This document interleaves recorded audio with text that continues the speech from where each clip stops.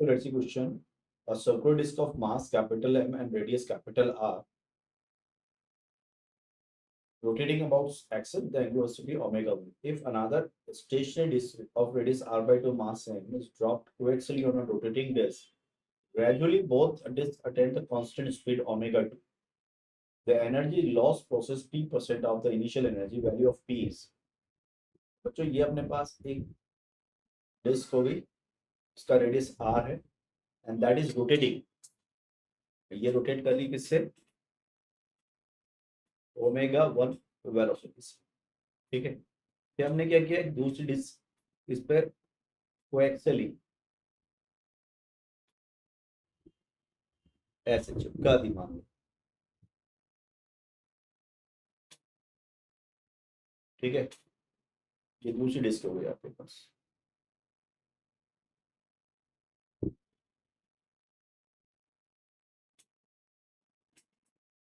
Okay.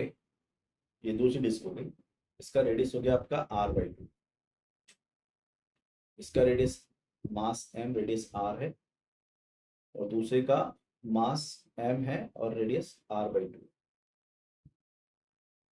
तो अगर मैं इनिशियली बात करता हूं तो बच्चों इस पूरे प्रोसेस में, क्योंकि टॉर्क एक्सटर्नल 0 है, इसलिए L सिस्टम का जो होगा L यानी एंगुलर मोमेंटम वो कांस्टेंट रहेगा. So I1 omega 1 is equal to what? I2 omega 2.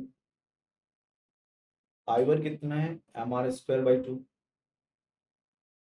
Omega 1, और I2 mr square by 2 plus उसका मास m है लेकिन रेडियस, तो ये हो गया r स्क्वायर बाई 16, सॉरी 4. ठीक है, इंटू ओमेगा 2. तो मैं नीचे लिख लेता हूँ इसको. mr square by 2 into omega 1 is equal to mr square by 2 plus m into r square by 4 by 2 mr square by 8 into omega 2. तो ओमेगा 2 जो हो जाएगा बच्चों हो जाएगा आपका यहाँ से, मैं अगर 8 एल्सियम लेता हूँ तो 8 में कितना होगा? 4 प्लस 1 5, 5 बाई 8, और ये 1 बाई 2 बचेगा यहाँ पर ओमेगा 2. तो ओमेगा 2 जो आ गया बच्चों को आ गया आपका, ये ओमेगा 1 है, ये आ गया आपका 4 बाई 5 ऑफ ओमेगा 1. अब इनिशियली एनर्जी कितनी थी इसकी? Half of I omega square. तो ये हो गया m r square by 2 into omega 1 का स्क्वायर. ये इनिशियल थी. अब फाइनल कितनी हो गई एनर्जी यहाँ पर? 1 बाई 2. अगर फाइनल एनर्जी की बात करता हूँ, फाइनल एनर्जी कितनी हो गई बच्चों? ये हो गया 1 by 2 m r square plus m r square by 8 into of half into of I into omega 2 का स्क्वायर. सो ये हो जाएगा आपका 1 by 2 m r square plus m r square, यानी कि 5 बाई 16 एम आर स्क्वायर और omega 2 का square. और ओमेगा 2 कितना हो गया आपका? 16 बाई 25 ओमेगा 1 का स्क्वायर. ये हो गया.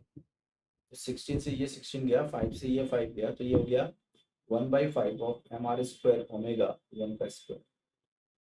जबकि यहाँ पे जो हमारी इनिशियल एनर्जी थी बच्चों वो कितनी थी? 1 by 4 m r square into omega 1 का स्क्वायर. अब डिफरेंस निकाल लेते हैं. तो अगर अपन यहाँ से डेल ई निकालें तो इन दोनों को माइनस कर देते हैं, तो ये आएगा 1 by 20 of m r square into omega 1 का स्क्वायर. ये आपका डेल ई हो गया. अब डेल ई बाई ई कर दो. ई इनिशियल 1 बाई 4 है, तो डेल बाई जो ई आएगा वो आ जाएगा आपके पास 1 बाई 5, और इंटू 100 कर दो तो ये हो जाएगा बच्चों 20%. तो राइट आंसर हो जाएगा हमारे पास 20%. All the best.